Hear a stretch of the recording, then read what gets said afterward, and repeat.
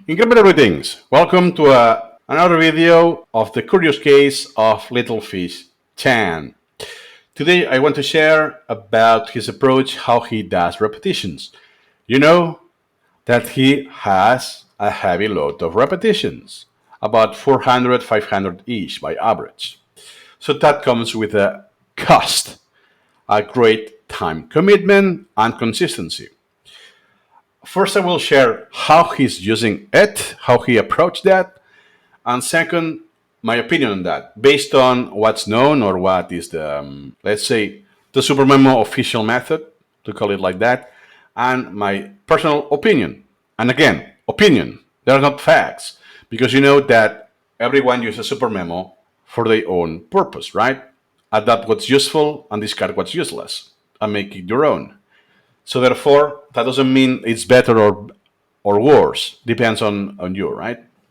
So basically, he uses plan inside Supermemo, and one of the tasks are just do 100 flashcards.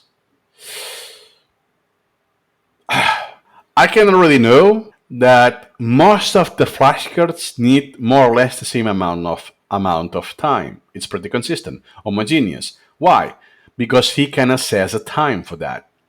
He always says 10 minutes, 10 minutes, and look how much time he needs.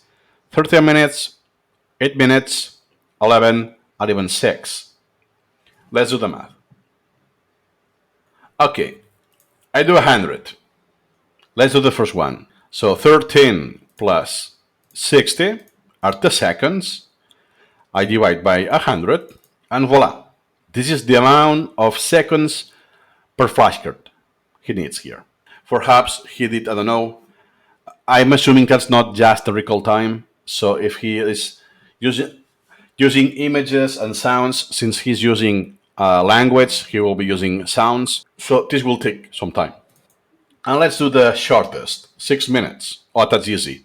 6 per 60 and 3.6 seconds, which roughly is his average recall time. That means that on this section, he just do the reps and that's it. He hasn't done any reformulation, adding images, this kind of thing. And he has 1, 2, 3, and 4 slots. So we can assume that he has done at the very least 400 repetitions and in about 440 minutes. That's a really bad approach in the sense to make the goal the quantity of repetitions. He says flashcards, but he's referring to repetitions on flashcards or on items. That doesn't mean do, in the sense that to create 100 new flashcards, but to review them. So for me, it's kind of, perhaps it's misleading. I'm assuming it's his convention to be shorter or whatever. Going back to the point. Usually, especially Anki users will say, oh, I have a goal to do that many repetitions a day, or to create that many new flashcards every single day, or to learn, I don't know, 20 new words of that language a day. That's not useful. It's a useless metric, honestly. And I have been doing this myself for years. Many years.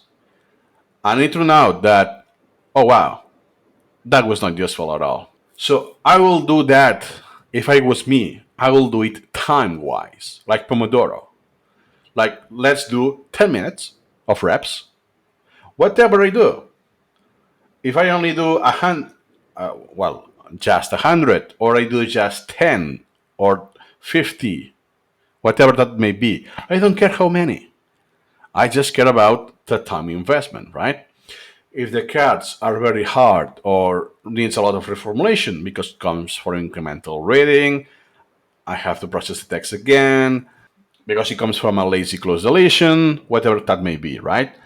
In 10 minutes, I will do like 7 repetitions of this kind, or 12 at most. That's it. So based on the quantity, I could even argue it will be like do a quarter of the outstanding queue. Second, do the second quarter of the standing queue, whatever it is, and whatever it consumes, the time consumes.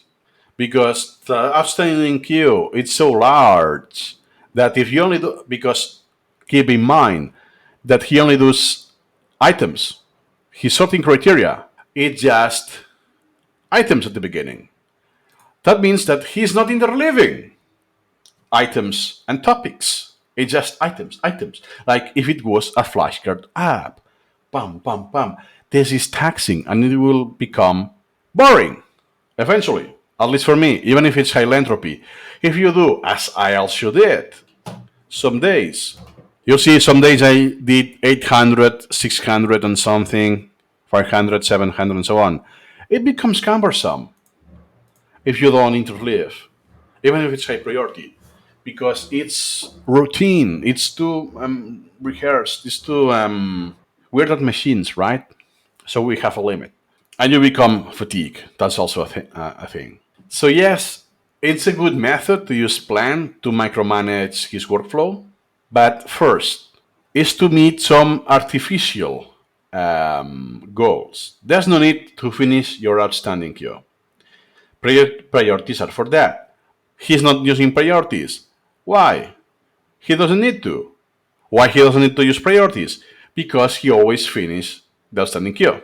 So the priority would almost just influence the order of appearance of the repetitions, and that's it. But that's not how Supermemo is meant to be used. If you use incremental reading, you won't finish the outstanding queue. Guaranteed. That's why he's reading outside of Supermemo. If he was not doing that, it would be impossible to finish the outstanding every single day, especially with this crazy amount of flashcards. Second is the aversion he has that, he really needs to finish the outstanding queue at any cost, any single day. Like if it was, I don't know, a religion or his life is on the line if he doesn't do that, right? Well, I respect that. I have done the same. I'm guilty of the same thing. So I did this for, I don't know, 2009, at the very least 4 years with some coercion from the school system. And when I was by myself, I kept doing that until I don't know how I can pinpoint that, but some more years I did this. And wow, the anxiety I felt, even guilty when I skipped a day, or I even cheated the clock on my device to register the repetitions on that day so I would not miss. I did this, and it hadn't added anything good, honestly. Now I do the opposite, and look, pretty convenient. Sorry, it's Control W. Look now, look at this month. That's September.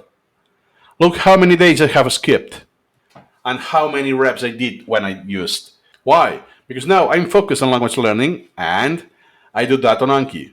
And since I have done a merge and so on, because my collection is huge, is how I distribute these different profiles, the templates, update the templates to my current conventions, I needed some time. That's why and now since I don't have language here, the workload has decreased a lot. Look at that. It's super low. So not a big deal, right? So long story short, if you're seeing this, I won't suggest to follow this approach. It's good to see he's making this, and it's good to see that, oh wow, there's someone who has been doing repetitions on Supermemo for 16 years straight with no missing days. If he travels, he keeps doing repetitions. And not just some repetitions, so I don't skip a day. He finished the outstanding queue. And his outstanding queue is not small for items. It's not small. So he will take, at the very least, 40 minutes to finish it. So that is a milestone of dedication that is to be admired. Is wow, some dedication. But what I don't admire is the nature of the approach, which is obsessive, in my opinion. It's not needed, especially if you are for learning. And here, this is taken, he shared this on Discord in June 12, 2019.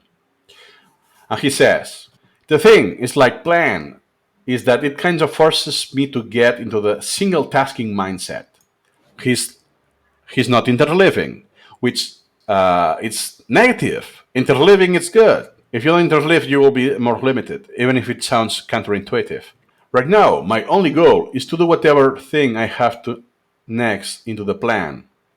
If something else comes to my mind, I can act on. I write it down and I do it after I finish what I'm doing. If I can act on it, I put it on the to-do list and I will do it later. So he's using this for focus. And if so, because this is his life, it will pop something in your mind, you will get a message, someone will tell you, will phone, will call you, whatever. It's no.